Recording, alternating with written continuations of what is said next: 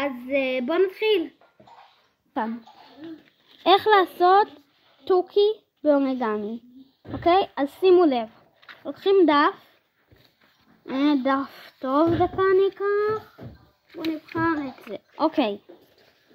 אז מה שעושים זה בעצם לוקחים דף ומקפלים אותו פינה לפינה.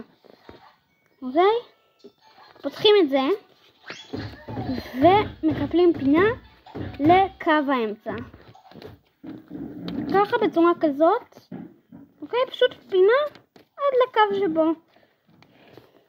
אוקיי? עושים את זה כמובן בצד השני. עכשיו לוקחים את הפינה ושמים אותה כאן. ממש ככה, את זה לקו האמצע שכאן. אוקיי? לוקחים את הפינה לקו האמצע שכאן. אוקיי. עכשיו מה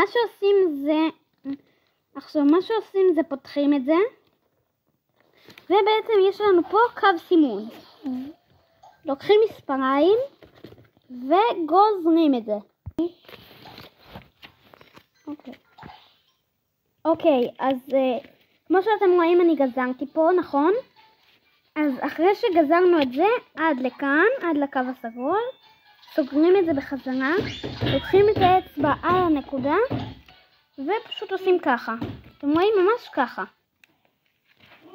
אוקיי? מקפלים את הפינה השנייה ועושים בדיוק אותו הדבר. אוקיי, אחרי זה בעצם מסובבים לחלק הזה. וכל מה שעושים זה פשוט מאוד עושים ככה. אוקיי? בערך משולש בגודל כזה. עכשיו, אחרי שעשינו את זה פותחים ומקפלים משולש קטן. אוקיי? קפלנו את זה. עכשיו מה שנעשה זה נקפל את הכל לחצי. דקה, אם רוצים אפשר ליישר את הרגליים. עכשיו, איפה המקום שלו? מה שעושים זה פותחים, לוקחים את זה, ובעצם תוך כדי שאנחנו סוגרים, פותחים. אוקיי? אחרי שמשכנו את זה יש לו מקום, נכון? אבל איפה השפיץ? השפיץ בעצם פה. מה שעושים זה מקפלים מיני. ככה, ממש ככה. מיני. המשך? כן. אוקיי, סליחה, יש לנו קצת בעיות עם הצלמת.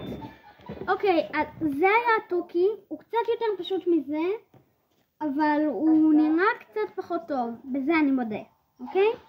אז זה היה התוכי, אם אתם רוצים, הסרטון הקודם שלי היה איך לעשות את התוכי הזה, הוא נראה הרבה יותר טוב וגם יכול להתאפס על האצבע. אוקיי, אז זה היה הסרטון, שימו לייק וסאב, ויאללה ביי. קאט.